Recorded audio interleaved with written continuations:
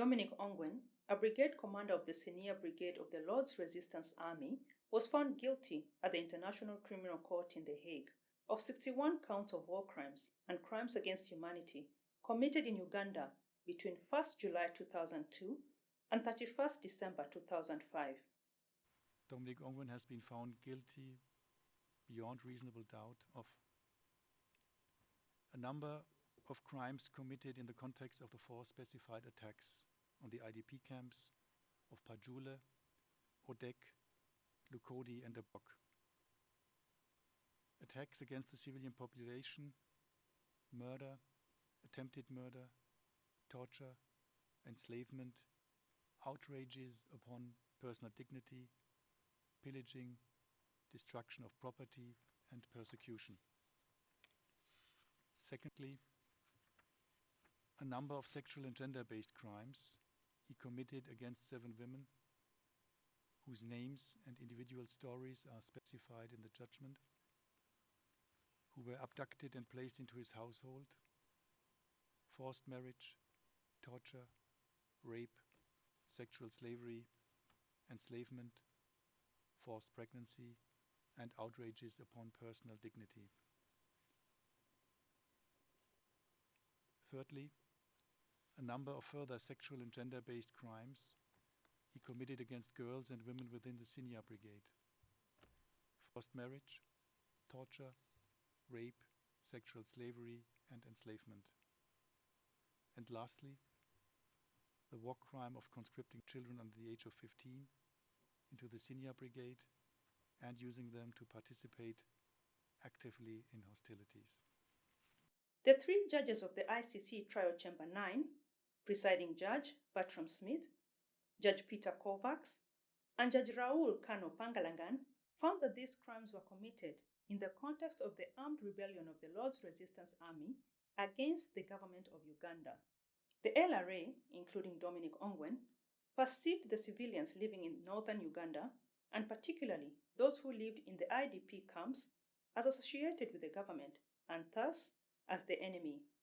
The judges found that Dominic Ongwen committed these crimes as a fully responsible adult and as a commander of the LRA in his mid to late 20s. Dominic Ongwen himself was abducted in 1987 at the age of around 9 by the LRA.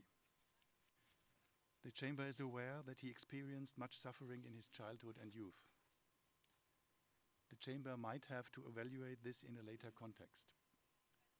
However, this case is about crimes committed by Dominic Ongwen as a fully responsible adult and as a commander of the LRA in his mid to late 20s. Further, the Chamber did not find evidence that supported the claim he suffered from any mental disease or disorder during the period relevant to the charges, or that he committed these crimes under duress or under any threats. This case concerns crimes against humanity and war crimes which took place in northern Uganda between 1st July 2002 and 31st December 2005. During the course of this trial, the Chamber has heard from a large number of witnesses terrible accounts of these events and the extreme suffering that the civilian population of northern Uganda experienced during this time. Over the course of 234 days of the trial, the Office of the Prosecutor presented a total of 109 witnesses and experts. The defense team presented a total of 63 witnesses and experts, and 7 witnesses and experts were called by the legal representatives of the 4,095 victims participating in the proceedings. Let me emphasize that it was difficult for the Chamber to ascertain the names of every victim of the several crimes. Yet, in many cases, the Chamber was able to do so. These victims have a right not to be forgotten. They have the right to be mentioned explicitly today, as they are in the judgment as well.